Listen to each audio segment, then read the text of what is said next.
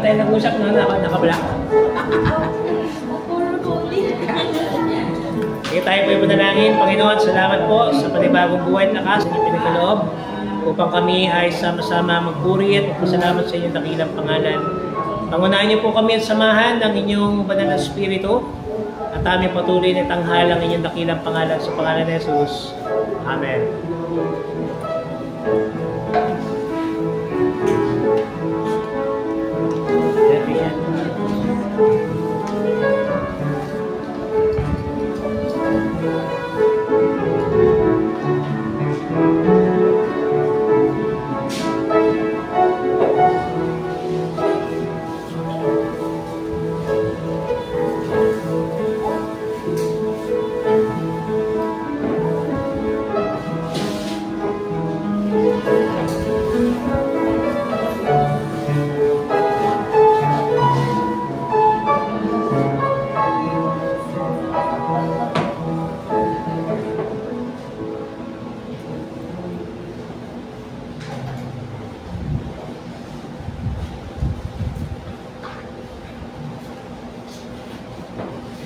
Umaga po sa ating lahat. Tayo po ay magpapasimula na sa ating pangalawang gawain.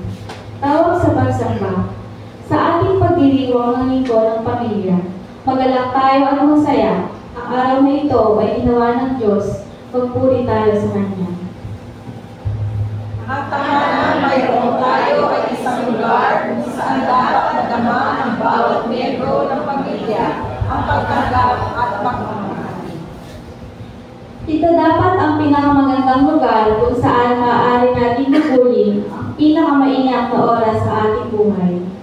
Ang pamilya ay kung saan ang lahat ng miyembro ay nagtutulungan at naghahanap ng oras upang ibahagi ang kanilang mga pang-araw-araw na karanasan. Sa pamilya, karanasan ang pinakamahusay na pagsasama at paghuhubog ng pagkatao. Ang tahanan ay dapat ng isang lugar kung saan ang pag-ibig, pagtanggap at pagpapatawad ay nananagana. Halina, papurihan natin ang Diyos na nagdisenyo at nagtalaga sa tao ng isang pamilya. Tumayo ang kapulungan at tayo ay magdasal.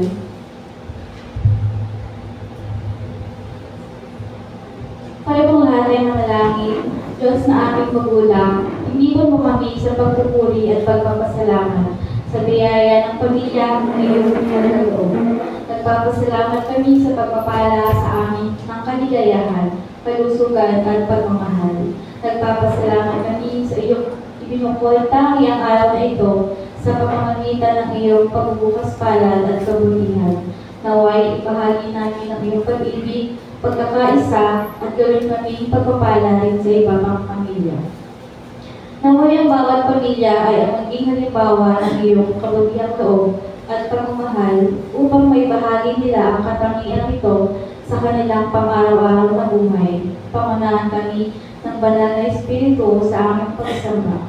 Amen.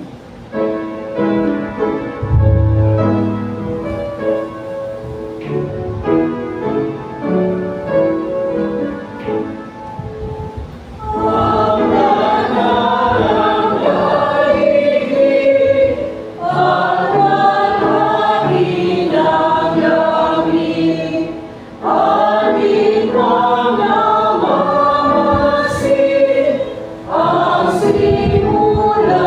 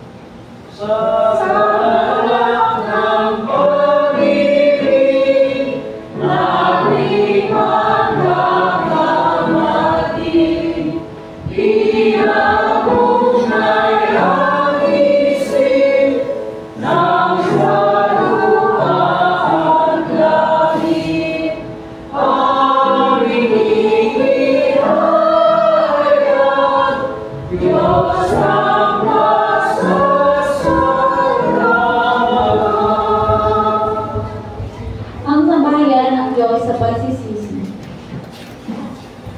Sa ating pagtitipon ngayon, ating lalahanin ang ating pagkabigong maging tapat, makatiwala ng Diyos sa buong sangnilikha.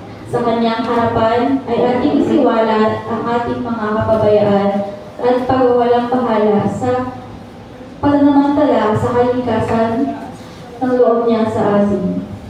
Panalangin tayo ng may kapakumbabaan sa taus-pusong pagsisisi.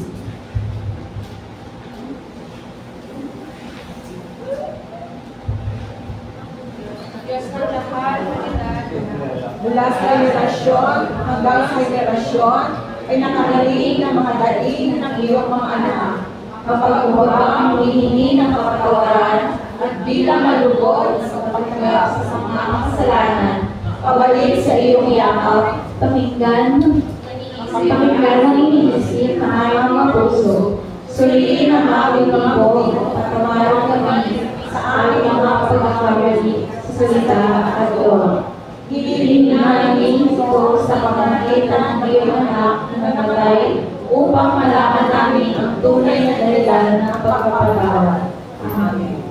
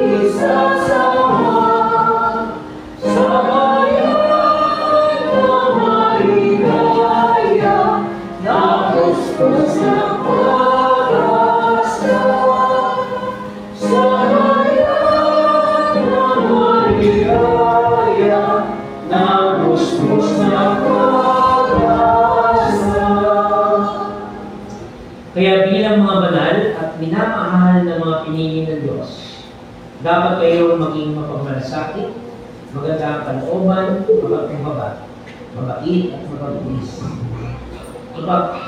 Magpasensyahan kayo sa isa't isa at magpatawaran kayo kung may hinanakit kayo pag-inuman, dahil pinatawad din kayo ng Panginoon. At higit sa lahat, magmahalan kayo, dahil ito ang magdudulot ng tunay na pagkakaisa. Pagariin ninyo sa mga puso ninyo ang kapayapaan ni Kristo, sapagkat bilang bahagi ng isang katawan, tinawag kayo ng Diyos upang mamuhay ng mapayapa, at dapat din kayong maging mapagpasalamat. Mga kapatid, ipagdiwang natin ngayon ang kapatawaran ng ating tinanggap. Mamuhay tayo sa kapayapaan at maging daluyan din ito ang ating mga buhay. Magbakyan tayo ngayon ng kapayapaan. Tayo lahat ay tumayo, magkamayan at magpatiyad habang inawit po natin ang itong araw. This is the day. This is the day. This is the day that the Lord has made. That the Lord has made. We will rejoice, we will rejoice and be glad in it, and be glad in it. For this is the day that the Lord has made. We will rejoice and be glad in it. This is the day, this is the day that the Lord has made.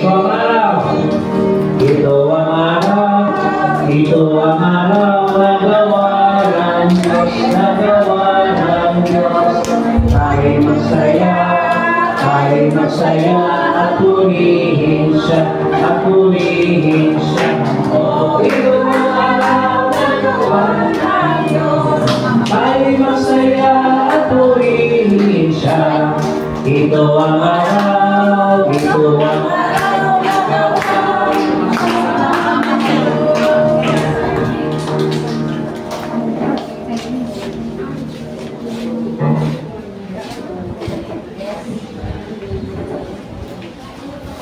Manatili po tayo nakatayo at magpatuloy sa pag-aawitan.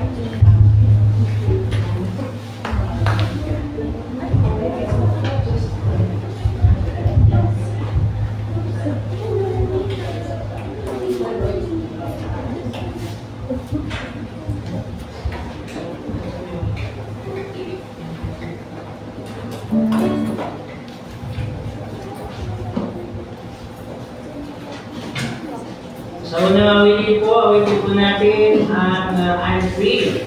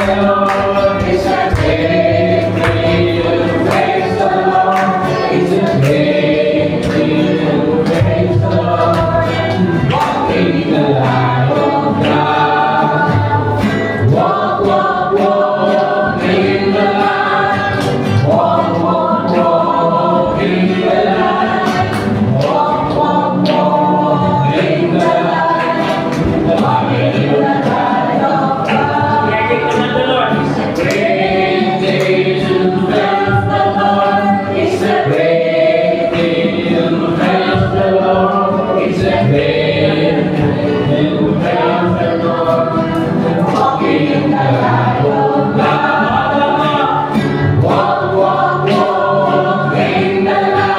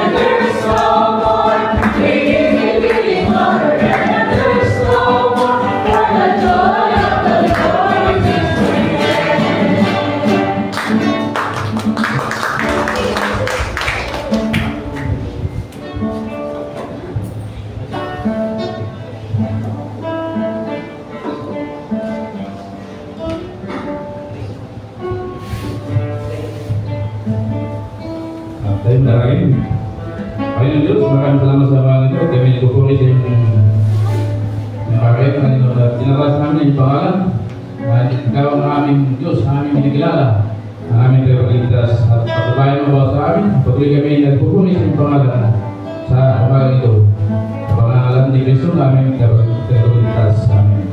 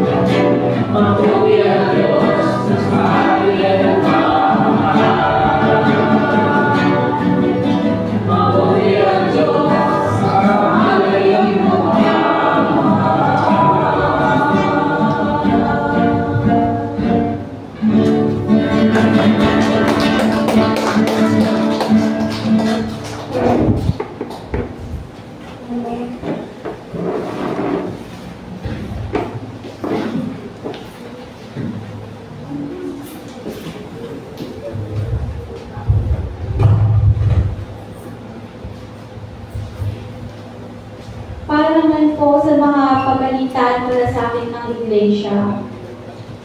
Muli po ay magandang umaga sa ating lahat. Ating pong binabati ang mga nagdiwang at magdiriwang ng karawan ngayong buwan ng September. September 2, Sister Johnny del Castillo. September 4, Jose Marie Ignacio. September 6, Tony Lado. September 11, Peter Salido and Mary Ann Emil. September 13, Joyce Pardo Rodriguez. September 20, Pia Dinalasan. September 24, Manuel Dasig Jr. September 27, Markian Pelayo. September 30, Sofia Dinalasan. Sila po ay ating awitan ng happy birthday. Happy birthday to you. Happy birthday to you. Happy birthday.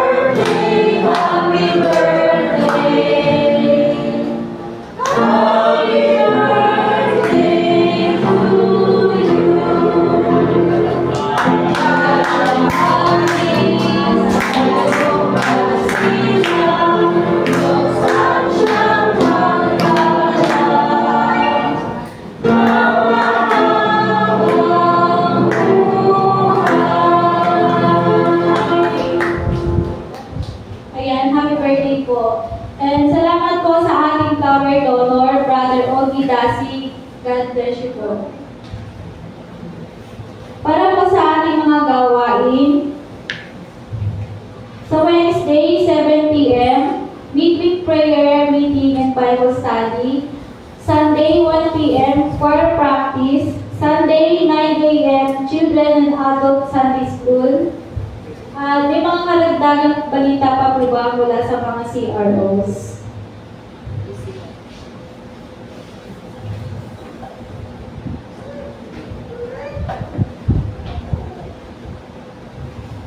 Magandang umaga po sa ating lahat. Pinalahan ko lang po ang kalalakihan. Mayroon tayong gawain. Dito po gaganapin sa anak ko, yung CPR na po, sa Imus. Ito po ay tinatawag na Grand Fellowship Queen Discipline. Meron po ito registration na 100 pesos po, bawat isa. Saka ang time nito ay mga 8 tumata. Kung kailangan ng masisi, ang tayo na. Masis pa lang, masis pa lang. Doon na tayo, dahil na tayo. Kaya kung gusto sumama tayo doon sa gawain na yun, ipapunin lang sa akin, no? Para kung kailan tayo pupunta doon. Hanggang tanghali lang yung gawain. Yun lang, maraming salamat.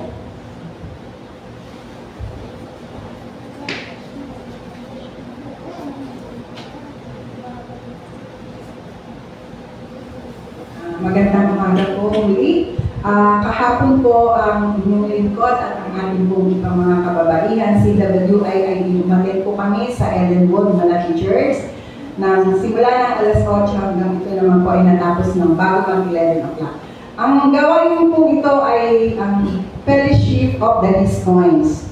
Nakakatuwa po, marami pong mga kababaihan ang umatin dito. Ang ating pong iglesia ay binigay na po sa ating presidente na si Christy Belmonte ang ating pong mga babayarin sa tubunan po natin. Yung katubunan po dapat natin ay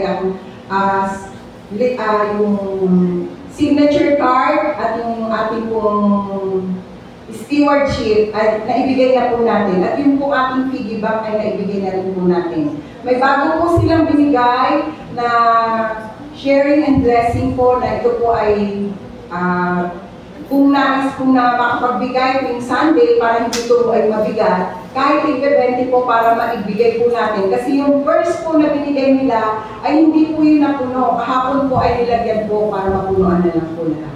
At yun naman po, at may mga gawain pa po sa October 11, ang CWA anniversary po. Kung sino po ang gustong sumama, pwede po available naman po ang may mga sasakyan po yata.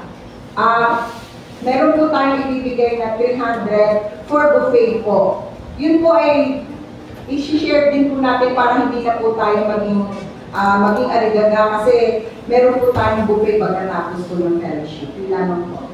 Yung t-shirt din po pala, paalala po, pahabol. Baka kung sino pang may gustong magpahabol, ito po ay 250. Para po ito ay magamit natin sa fellowship ng CWA sa October 11. At susunod pong gawain ay October 18, yun po ang muli ang ating isusuot. Salamat po at magandang umaga muli.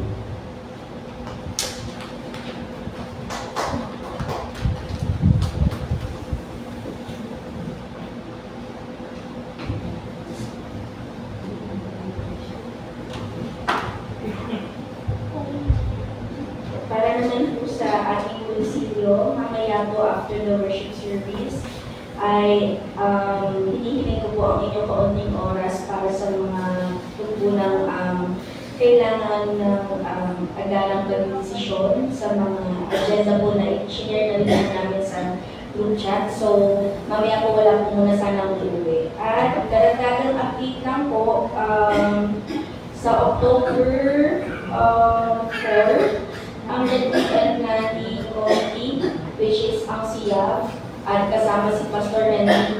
At ito po ay sa Sabado. Ito po ay ating pag-uusapan ang daloy na magiging gagawin natin sa October 24 para sa retreat and planning with council members.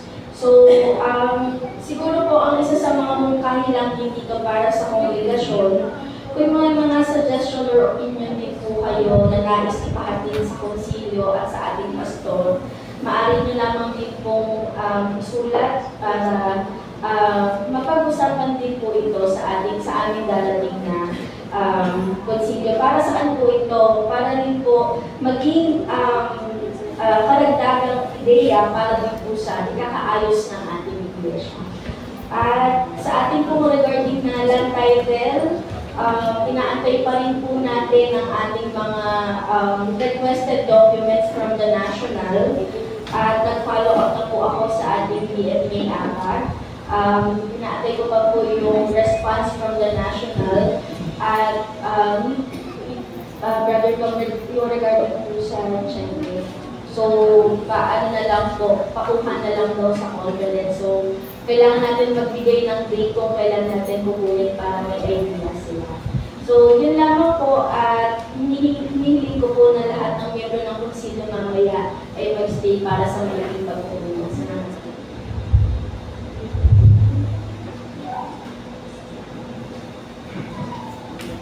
Papalang umaga po mga kapatid. Good morning! Dapat po natin ang Panginoon sa umagang ito. Tayo po ay nasa ikatlong linggo po sa buwan ng Setyembre at patuloy din natin pinagdiriwang ang buwan ng Edukasyon Kristyana at Pangangalaga o Christian Education and Nurturement. Tayo po ay napapasalamat sa Diyos sa nakalipas po ng mga gawain this week. Din po ang ating mga kababaihan na dumalo kahapon doon sa Fellowship of the Least Mind. Noong hapon naman po ay nakagalaw rin tayo doon sa konsyerto po na pinamanahan ng ating mga kapatid sa Elenwood Marata Church at pinamagatan po itong The Church in Music, Christ in Me. So, salamat din po natin ang ibang mga laging gawain kahapon ng ibang mga iglesia lokal. Kasama po dito ang Mississippi Real na nagdaos po ng kanilang 36th anniversary concert na ginawa po doon sa Imos Sports Complex. Ano po? So nawa po ay naging mabunga at naging matagumpay po yung ating mga gawain for this week. At isama mo natin sa panalangin ang ilang mga kamanggagawa po natin na kumakaharap po sa iba't ibang challenges ngayon. Isa po dyan si Pastora Anilet Gabi na sumasailalim po sa chemotherapy sessions. Ano po? So si Pastora Hanilet po ay pasamantalang nag-leave muna para po matutukan ang kanyang kalusugan. So ipanalangin po natin siya. And Madam Chair, nananawagan din po ang ating conference para po sa ating special offering. So mga marapati niyo po, mamaya po sa ating closing hymn, ay makapagbigay po tayo ng konting tulong para po sa ating Pastor Hanilet at ipadala po natin ito sa kanya. Prayers and financial support po mga kapatid. Kailangan talaga nila ngayon. Pangalawa po, ang ating pagkisa sa pamilya ng Guerrero sa pagbabalik sa Panginoon ng ating kamagagawa, Reverend Efraim Pets Guerrero. Siya po ay naglingkod sa Kalahang Iglesia sa ilalim ng Southeast Luzon Conference o SEP. At nung siya po ay wala ng church assignment, ay naging involved po sa The Wednesday Forum. Isa po itong paraan kung saan ay nilalatan po yung iba't ibang usapin sa usapin pang-iglesia at panlipunan. At yan din po sa iba't ibang gawain komunikal. Si Pastor Pets po ay nag-serve sa iba't ibang mga local churches po natin. At minsan ay nakasama ng ating kapatid na Loida sa National Office. Ano po yung program niya?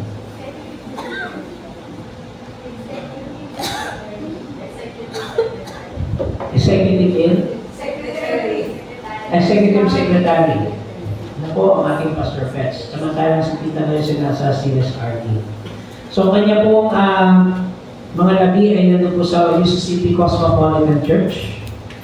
At may mga nakaschedule na po na magsa-service gabi-gabi. Ang alam ko po ay Tuesday po kanyang living. So kung may time po tayo, naiyak po sa inyo na ang bawat isa sa inyo na dumako doon. Kung di man ngayong gabi or bukas, Ako personally, ang aking plano po ay sa mismong linggo, no? Pumunta sa Tuesday. No? So pag-pray mo natin ang comfort and assurance sa pamilya po na naliwan ng ating Pastor Pets. At nakatibiyak naman tayo na ating Pastor Pets ay nasa piling na ng ating Panginoon. Ganun din po ang ating home Bible study naman sa susunod na linggo o this coming Wednesday ay sa tahanan po ng ating kapatid na Imelda Lassi sa Bangkal, Makati City. Ano po? So pwede po ba natin ang ng konting 6 p.m.? Pwede po ba sa inyo? 6 p.m.? Okay? Ano, para marami lang tayong kwentuhan pa at sharing sa ating Bible study. Ano po? So in advance, thank you kapatid Naime sa iyong hosting sa ating pong monthly home Bible study. Ano? Para po kayo ng ating Panginoon.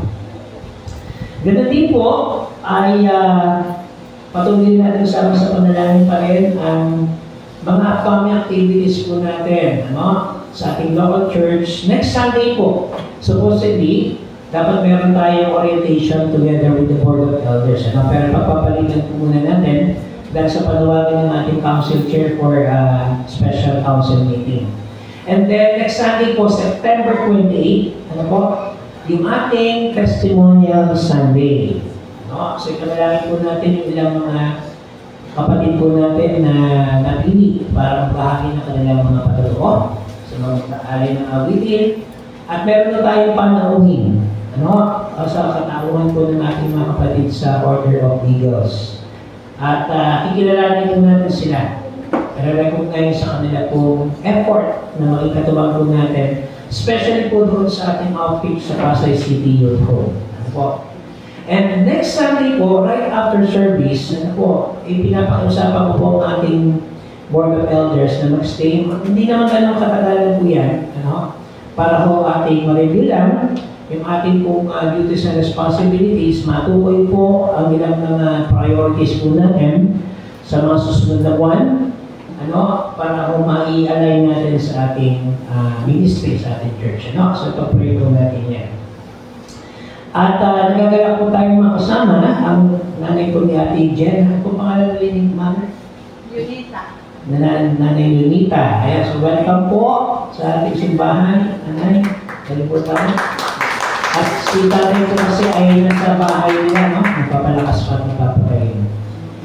Sige po, si Makmak ay wala ko din nakita, ha? Oo, talaga pa naman. So welcome po muli. At sa iba po ang ating mga kapatid na huli natin nakasama. Salamat din po sa ating kapatid na Grisha na ating patutot ngayon. For the first time, dito sa ating church. So, God bless you, kapatid. And I hope maging maayos ang inyong preparation, ha? October, malapit-lapit na October. Mabilis lang yan. May December na. God bless po sa inyo. Meron po pa tayo yung mga pagbalita at karamdaman. Kung wala na po, tayong lahat ay tumayo sa pagbasa ng ating banal na kasulatan na pagkahalaman po ng ating mga pagmimilay sa ulang. Yan, tayo po natin tumayo bilang pagkailang sa pagbasa sa banal na salita. Ang teksto po ating pagbabatayan sa umagang ito ay bumumula sa aklat ni Jeremiah, chapter 8, verse 18, at Jeremiah, chapter 9, verse 1, na ganito po ang sinasabi. Pagkatapos, sinabi ni Jeremiah, hindi mapapawi ang kalungkutan ko, nagdaramdam ang puso ko. Pakinggan niyo ang iyakan ng mga kababayan ko, na narinig sa buong lupain. Sinabi nila, wala na ba ang Panginoon sa Jerusalem?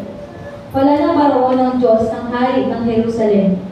Sumagot ang Panginoon, bakit niyo ako ginalit sa pamamagitan ng pagsamba niyo sa mga Diyos-Diyosang walang kabuluhan? Sumagot ang mga tao, tapos na ang anihan, tapos na rin ang tag-araw, pero hindi pa kami naililigtas. Nagdaramdam ako dahil sa nararanasang hirap ng mga kababayan ko. Nagluluksa ako at natitigilan. Wala na bang gamot sa Gilead? Wala na bang manggagamot doon? Bakit hindi gumagaling ang sugat ng mga kababayan ko? Pinagpala na po ang pagkabagay sa banal na salita. Ang salita ng Diyos. Salamat sa Panginoon.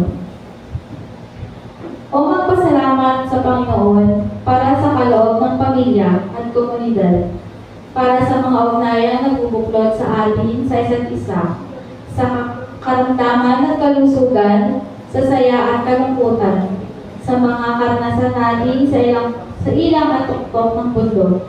Tayo ay tumingin sa pagsalamat.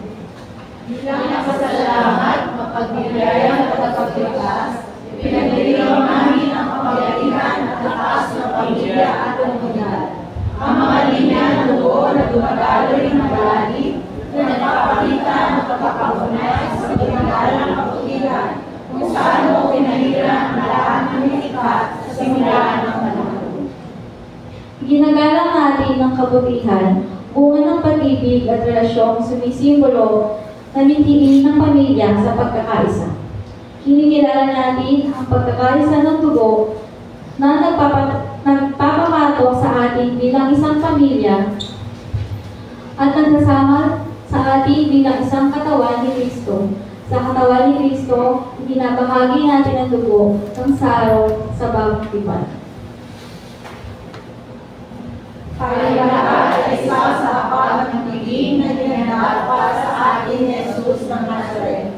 Kung saan tayo ay uminom ng kopa at kumakain ng tinapay. Naway mag-ibisa tayo sa magulong sa saan tayo nagsasama-sama at kumakain. Naway regalan natin ang pagkakasa at regalan ang sariling karamihan. Ipinagdiriwang natin ang mga pamilya at pinalawak ng pamilya ng Diyos. Nagpapasalamat tayo sa biyayang kaakibat ng Diyos ng pamilya. Manatili po tayo nakatayo sa pagbasa sa Ebanghelyo ayon kay Lucas, sa kabanata 16, versikulo 1 hanggang 13. The Gospel of Luke, chapter 16, verses 1 to 13. Ang pusong katiwala. Nagkwento pa si Jesus sa mga tagasunod niya. May isang mayaman na may katiwala. Nabalitaan niya nilustahin ng katiwala ito ang mga ali-alian niya. Kaya, ipinatawag niya ang katiwala ito at tinanong, ano ba itong narinig ko tungkol sa iyo? Kwantahin na natin ang lahat ng pinagkatiwala ko sa iyo dahil aalisin na kita bilang katiwala. Naisip ng katiwala, ano kaya ang gagawin ko? Aalisin niya ako bilang katiwala. Hindi ko kakayanin ang mabibigat na trabaho tulad ng pagbuhukay at nahihiyan naman akong mamalimos. Alam ko na, gagawa ako ng paraan para tanggapin ako ng mga tao sa tahanan nila kapag inalis na ako sa trabaho ko. Isa-isa niyang pinatawag ang mga may utang sa amo niya. Tinanong niya una, magkano utang mo sa amo ko? Sumagot ito, 100 banga ng langis ng olibo. Ito ang kasulatan ng pagkakautang mo. Maupo ka. At sumagot ito, 100 sako ng trigo. Ito ang kasulatan ng pagkakautang mo. Isulat mo, 80 na lang ang utang mo. Sabi ng katiwala. Nang malaman ng among ginawa ng madayang katiwala, pinuri niya ang kanyang katiwala dahil tumilis ito ng may karunungan. Sapagkat mas marunong ang mga taong makamundo kaysa sa mga taong naliwanagan na tungkol sa Diyos. Kaya, sinasabi ko sa inyo, gamitin ninyo sa pakikipagkaibigan ang kayamanan ninyo sa mundo ito, para kapag naubos man ito, ay may tatanggap naman sa inyo sa tahanang walang hanggan. Ang taong mapagkakatiwalaan sa maliit na bagay, ay mapagkakatiwalaan din sa malalaking bagay. At ang taong madaya sa maliit na bagay ay magiging madaya rin sa malalaking bagay. Kaya, kung hindi kayo mapagkakatiwalaan sa mga kayamanan ng mundo ito, sino magtitiwala sa inyo ng tunay na kayamanan? At kung hindi kayo mapagkakatiwalaan sa kayamanan ng iba, sino magbibigay sa inyo ng kayamanan na talagang para sa inyo? Wala kang ito'y makapaglilingkod ng sabay sa dalawang amo, sapagkat tatanggihan niya ang isa at susundin naman ang isa. Magiging tapat siya sa isa at tatalikuran ng isa. Gayun din naman, hindi kayo makapaglilingkod ng Diyos makakapaglingkod ng sabay sa Diyos at sa kayamanan. Pinagpala tayo ng Diyos sa pagkakarinig ng kanyang mga salita.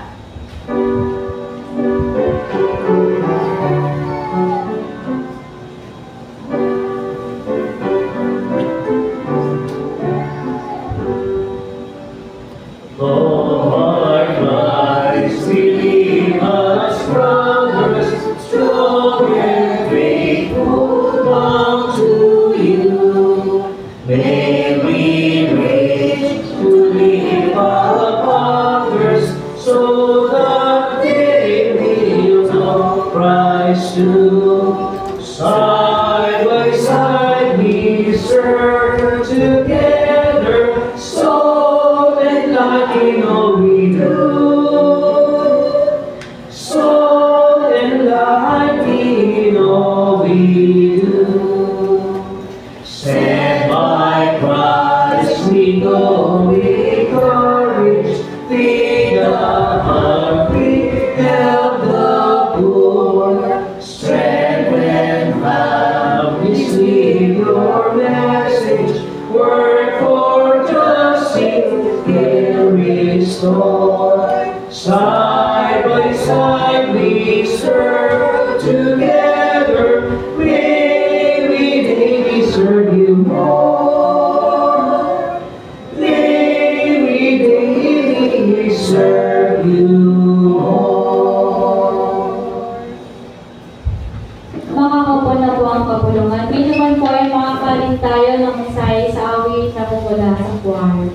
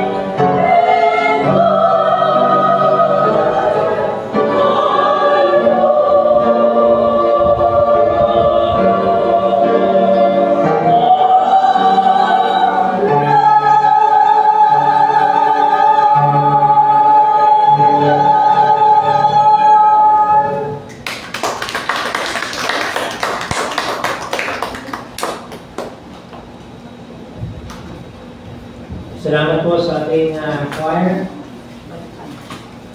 Galing din po sa ating UCM. Sa ating pagpapayan ng praise songs kanina. Salamat po sa guidance ng Holy Spirit na tayo po ay maayos na nakakanta. Hindi ka tulad ng isang buwan. Medyo nawala po tayo sa unang part, no? Pero salamat sa Diyos at dire-diretso naman, no? Palapan po natin ang Panginoon sa umaga nito. Tunay nga po ng mga awitin ay nakapagbibigay sa atin ng lakas at mensahe. At ito po'y sapat na upang tayo po'y magpasalamat sa Diyos sa kanyang kabutihan at katapatan sa ating mga buhay. God and God alone. So umaga po ito ay ating pinapapasalamat sa Panginoon ang pagkatalaga ng ating iglesia bilang linggo ng pamilya. Ito po ang tuon ng ating liturgical theme for this third Sunday of Christian Education and Nurturement. At masasabi po natin na iglesia ay isang tahanan ng Diyos at pamilya ng Diyos. Tayong lahat ay magkakapamilya. Tayo ay isang sambayan na tinawag ng Diyos upang maging kabahagi ng kanyang gawain at ministeryo at tumugon bilang isang pamayanan. Sa loob ng isang tahanan ay hindi natin maiiwasan ang magkakaiba ng mga kaugalian at sabihin na natin personalidad. Meron po dito may mga strong personalities, ano? Meron pong sakto lang. Meron naman mahiyain, meron pong outspoken at iba pa. Iyon po ang nagpapabigay ng kulay sa isang iglesia. Sapagkat magkakaiba po tayo na likha ng Diyos, bagaman magkakaiba man ay meron tayong isang layunin, ang paglingkuran, pasalamatan ng ating nag-iisang Panginoon. At palagi ko po ito yung tema ng ating awitin, ano? For Him, or for God and God alone. Narito po ba isa sa atin para sa Panginoon. So umaga po ito ay ating pong binasa naman ng talata mula po sa Ebanghelyo ni Lucas. At ito po ay nagkaroon na ng konting background sa ating pong Bible study and prayer meeting noong Wednesday. Ano? So nais po natin balikan yung ilan sa mga susing puntos na napag-usapan po at napagnilayan po natin. At masasabi po natin na talatang ito ay nakakapagtaka kung bakit binanggit ng ating Panginoon Kristo ang ganitong mga kalalagayan at sitwasyon. Of all texts ay dapat medyo maganda yung sinasabi ng Panginoon, di ba? Kaya nga good news eh. Kaya lang, ito pong sinay ng ating Panginoon Kristo ay isang kalagayan na kung saan meron daw po isang katiwala. Na sabihin na mo natin pinatawag si Naaman ng kanyang amo. At siya po ay tinanong at inimbestigahan para kung nangyayari sa Senate hearing. At tinanong sa iba't ibang mga kalalagayan at sitwasyon ng kanyang ipinagkatiwala na bagay para po sa kanyang katiwala. Kasi nabalitaan niya na nilustay ng katiwala nito ang kanyang mga ari-arian. Ngayon, isang bagay po na nakita po natin sa among ito, ang ganitong katangian o ang ganito niyang attitude. Sabi niya ay ganito, ano ba itong narinig ko tungkol sa iyo? Kwentahin na natin ang lahat ng pinagkatiwala ko sa iyo dahil aalisin na kita bilang katiwala. So medyo mabigat po yung sitwasyon at senaryo. At naisip nga po ng katiwala, balikan niya yung mga tao na nagkaroon po ng utang sa amo niya. So inisa-isa niya po yun. Sabi niya, kaysa naman mawalan ako ng trabaho, mapahiya ako, at mamalimos ako, pupunta ko na lang yung mga tao na may utang sa amo ko. So, isa-isa niya pong pinatawag ang mga tao may utang sa amo niya. So, tinanong niya po yung una, magkano utang mo sa boss ko? Sabi niya ganon. Sabi po ng isa, 100 na banga ng langis at olibo. O Ito yung kasulatan ng pagkakautang mo. Gawin mo na lang na 50 o kalahati.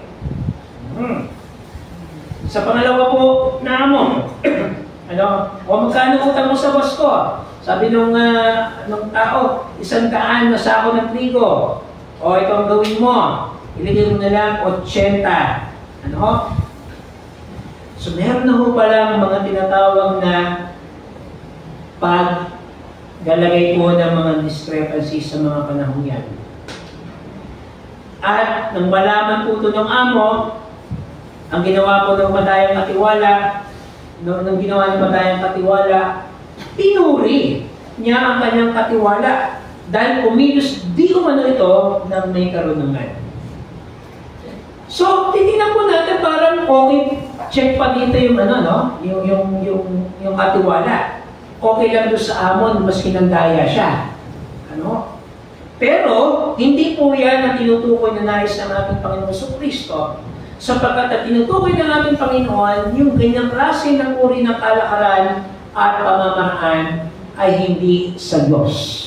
Ito ay tinatawag na makamundong pagnanasa ng tao. Kaya nga po sinabi ng ating Panginoon dito, sapagkat mas marunong ang mga taong makamundo kaysa sa mga taong naliwanagan na tungkol sa Diyos. So, ang tanong po dito, ano ang sukatan ng mundong ito? Pag pinag-usapan po ang karunungan. So, sa mundong ito, pag ikaw ay marunong mag-focus, meron kang lugar. Kapag ikaw ay nakipagtransaksyon na doble o triple ang itinapatong mo na tubo, meron kang lugar sa mundong ito. Ibig sabihin, nakain ka. Baliktad sa mga tao may pagkatakot sa Diyos, na kapag nakipagtransact at naging tapat siya, hindi ka in. Nagigess niyo ba mga kapatid?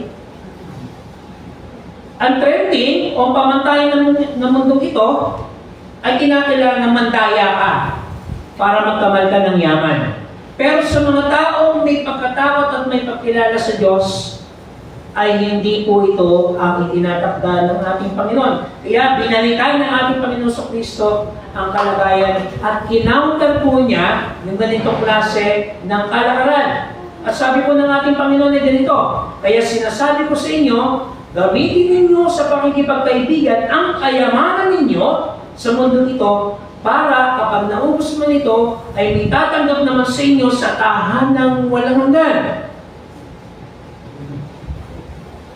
Hindi daw po masama ang magkaroon ng yaman. Basta ito po ay galing sa paghihirap at pagsasakripisyo. Sa paghahanap buhay. Yung mga businessman, hindi naman makasalanan niya. Kinakailangan din po natin ng business. As long as ito po ay dumaan sa tamang pamamaraan. At hindi po natin pinakailangan lalabigit ang kaban ng bayan. Yung pong ating pong nababasa ngayon at napapanood sa ating Senate hearings, magugulat ka na lang. Kaya pala magregalo ng isang mamahaling kotse, no? Sabi naman ng isang nila-interview, kala ko, binigyan nila nila dahil sa pagmamahal nila sa akin. At napakarami pa hong mga statements na maaari po nating paniwalaan o hindi. Pero malinaw po dito may nangyayaring hindi maayos na kalakaran. Isa puri po ng value system na kung saan na hindi tinatakda ng ating Panginoon. Sapagkat kung ito ay merong mga pagkatakot sa Diyos, hindi na nila gagawin yung ganitong uri ng mga transaksyon. Remember, hindi ito nila sariling pera, kundi pera ng bawat isa sa atin. Kasi ang bawat isa po sa atin ay nagbabayad ng buwis. Sa pagbili na po natin ng mga commodities, pagbili ng gamot, sa grocery, pumunta ka sa palengke, nagpapatong po ng buwis yan sa bawat isa sa atin. Ultimo ang mga bata. So para sa ating Panginoon Kristo, Napakahalaga natin ginagamit ang yaman na ito. Para saan daw po? Para sa pakikipagkaibigan. Ano? Sapagkat ang yaman sa mundong ito ay hindi magtatagal at meron po tayong inihahanda na tatanggap sa atin sa isang tahanang walang hanggan. Nangangahulugan ng lahat ng bagay sa mundong ito, mga kapatid, ay pansamantala at temporal. Yun po ang mga nangyayaring trial sa ngayon, makalusot man yan sa pamantayan ng tao. Darating ang panahon na tayo po ihaharap sa Diyos at mananagot sa Kanya. Hindi ho tayo makakalusot sa Panginoon pagdating ng tamang panahon. Kaya pinapaalalahanan tayo ng ating Panginoon sa Kristo dito. Dapat po inihahanda natin ang ating sarili patungo doon sa buhay na walang hanggan. At kung saan, dapat po ay maging makatwiran, makatarungan ng bawat isa sa atin dito pa man sa lupa. Kaya sabi niya po sa verse 10 niya nito, ang tao mapagkakatiwalaan sa maliit na bagay ay mapagkakatiwalaan din sa malalaking bagay. At ang taong madaya sa maliliit na bagay ay magiging madaya rin sa malalaking bagay. So saan po nagsisimula ang isang makatwiran at makatarungan ng kalalagayan? Sa small things, mga kapatid. So, halimbawa, meron tayong mga transactions na ginagawa, may mga pakikipag-usap. Simple lang. Pag tayo po ay nanako, tumupad sa oras ng ating pagkikita. Tumupad tayo sa tamang usapan. Kapag sinabi ho natin na ito yung aking hiniram at ibabalik ko sa iyo, gawin po natin yung tama. Pag sinabi mo natin dadalo ako, sabot ng aking makakaya, dadalo tayo. At iba pa mga acts of commitment na sinasabi po natin, hindi naman po sa ating kapwa, kundi higit sa ating Panginoon. Ngayon, doon po tayo hihingi ng tulong sa Diyos sapagkat hindi naman sa lahat ng pagkakataon natutupad ang ating mga pangako sa harap niya. Madalas tayo po ay nabibigo. Pero dahil po sa habag at biyaya ng Panginoon, binibigyan niya po tayo ng pagkakataon na muling magbalik sa Kanya. Magkaroon ng pagkakataon na maibalik yung ating ugnayan at relasyon sa Kanya na nasira dahil po sa ating mga pangakong binitawan. Kaya napakamahabagin ng Diyos sapagkat patuloy niya po tayong pinapaalalahanan at binibigyan ng pagkakataon na magbalik loob sa Kanya sa kabila man ng ating mga naging kakulangan at kahinaan. Ganyan kawagas ang pag-ibig at pagmamahal ng Panginoon para sa tulad natin. So mga ganito mga kapatid, tayo pong lahat ay katiwala ng Panginoon. At sa tuwing na meron po tayong ginagawang pagpapasya. Sa bandang dulo po ay sinabi ng ating Panginoon ang ganitong kataga. Walang aliping makapaglilingkod ng sabay sa dalawang amo, sapagkat tatanggihan niya ang isa at susundin naman ang isa. Magiging tapat siya sa isa at tatalikuran ng isa. Gayun din naman, hindi kayo makapaglilingkod ng sabay sa Diyos at sa kayamanan. Mahirap magpasya. Subalit kapag tayo po ay merong karunungan mula sa Diyos, gagabayan niya tayo at sasamahan sa tamang pagpapasya ng buhay na ito. Sa pangalan ng Ama, ng Anak at ng Espiritu Santo. Amen.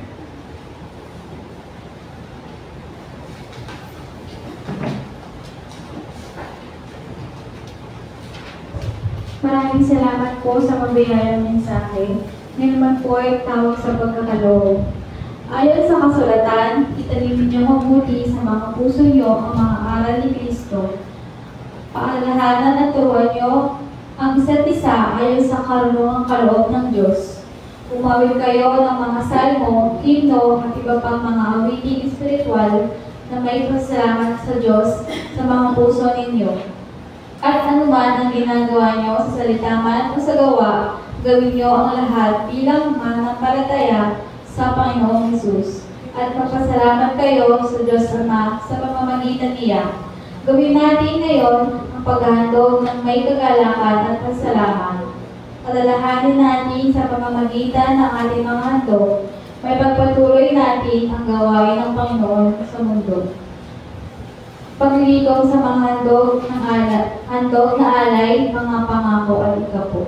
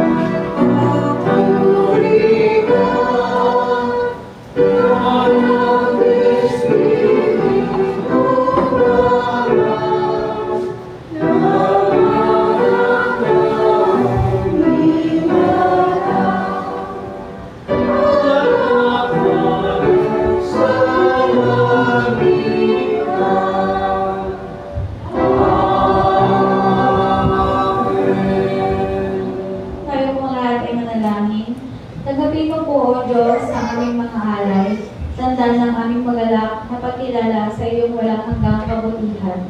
Pinagpala mo kami ng higit po para sa aming inaasahan. Naway pagpalain din namin ng iba pa, lalo ng iyong iglesia. Amen.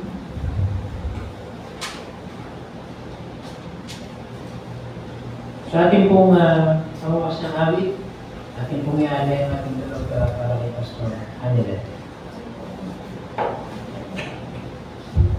Bigyan po natin ang Love Will Be Your Home.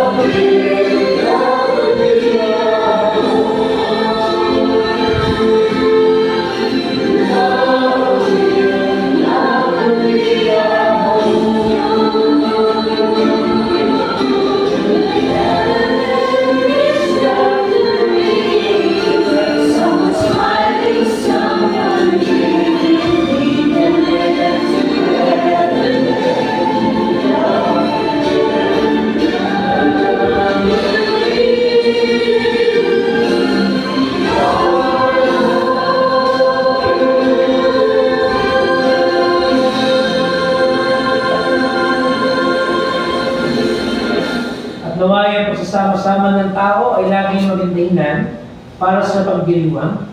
Pagpalain tayong lahat, pagpalain ng ating mga tahanan at pamayanan.